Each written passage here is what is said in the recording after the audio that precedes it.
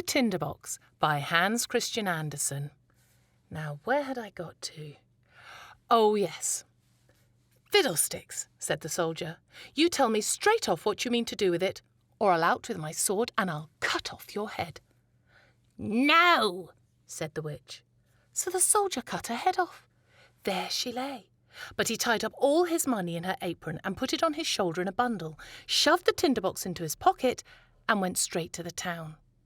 It was a splendid town, and into the finest hotel he went, and ordered the very best rooms and the dishes he liked best, for he was rich now he had all that money.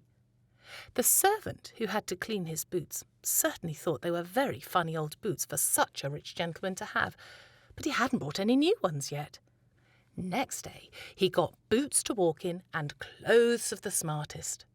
The soldier was now becoming a fine gentleman, and they told him about all the splendid things that were in their town, and about their king, and what a pretty princess his daughter was.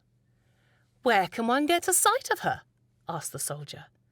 "Oh, she can't be seen at all," they all said. "She lives in a big copper castle with lots of walls and towers around it. Nobody but the king dares go in and out to her, for it's been foretold that she'll be married to quite a common soldier, and the king can't have that."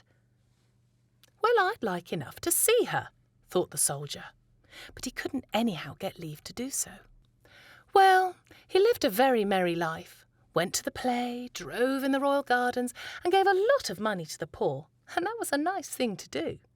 He knew well enough from old times how horrid it was not to have a penny piece.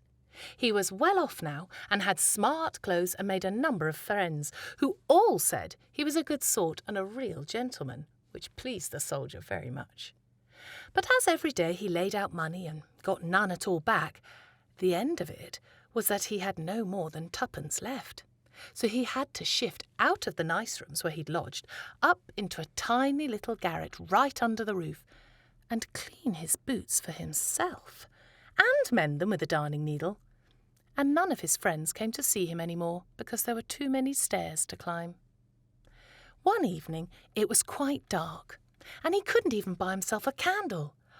But just then he remembered that there was a little stump of one in the tinder box he'd got from the hollow tree where the witch had helped him down.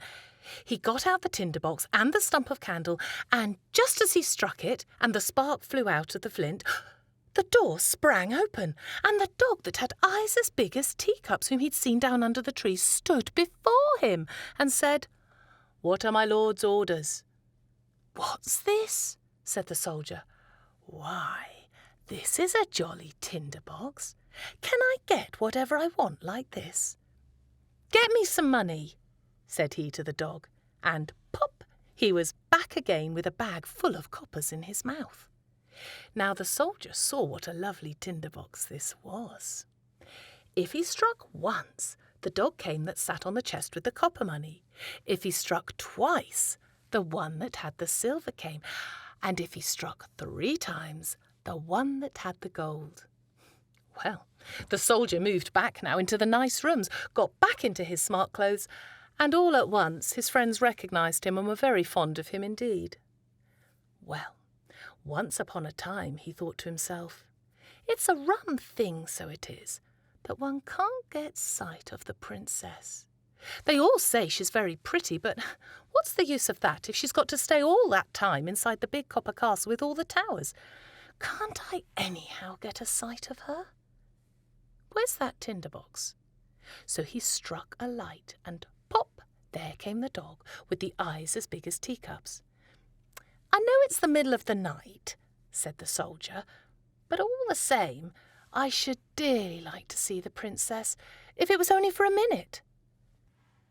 The dog was off through the door at once, and before the soldier had time to think, here he was again with the princess. She was sitting on the dog's back, asleep, and she was so pretty, anyone could see she was a real princess. The soldier couldn't help it. He had to kiss her, for he was a genuine soldier. Then the dog ran back again with the princess. But when it was morning and the king and queen were pouring out their tea, the princess said She'd had such a funny dream that night about a dog and a soldier. She'd ridden on the dog and the soldier had kissed her. "Upon my word, that's a nice story," said the Queen. Well, one of the old court ladies had to watch at the princess's bedside the next night to see if it really was a dream or what else it might be. I wonder what will happen next. You know the drill. Tune in next time to find out the next exciting instalment. Goodbye.